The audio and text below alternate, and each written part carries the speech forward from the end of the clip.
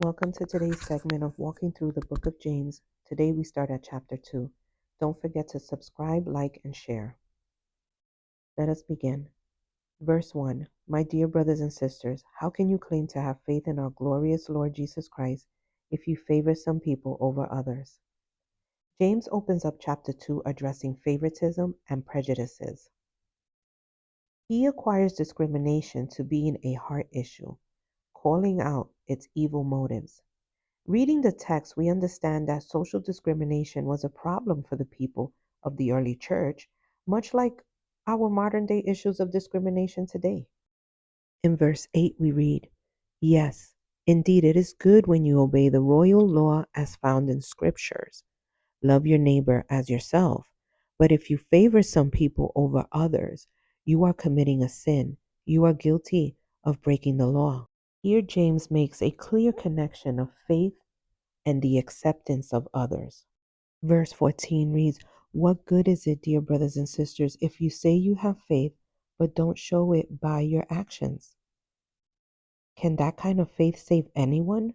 Suppose you see a brother or sister who has no food or clothing and you say, Goodbye and have a good day, stay warm and eat well, but then you don't give that person any food or clothing. What good does that do? In chapter 2, verses 5 through 26, James highlights the importance of your deeds aligning to your faith.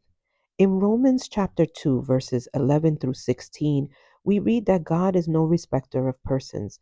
This means he shows no favoritism. In verse 13, it mentions that those who are doers of the law are justified. Does this sound familiar?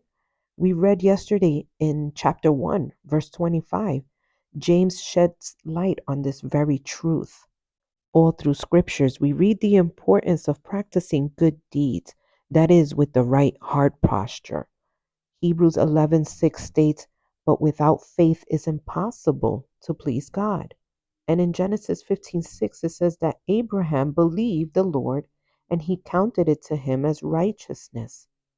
James brings these two truths to the forefront in chapter 2 by stating that faith without works is dead. In verse 25, James brings up an unlikely character, Rahab the prostitute. He says Rahab the prostitute is another example. She was shown to be right with God by her actions when she hid those messengers and sent them safely away by a different road. Just as the body is dead without breath, so also faith is dead without good works.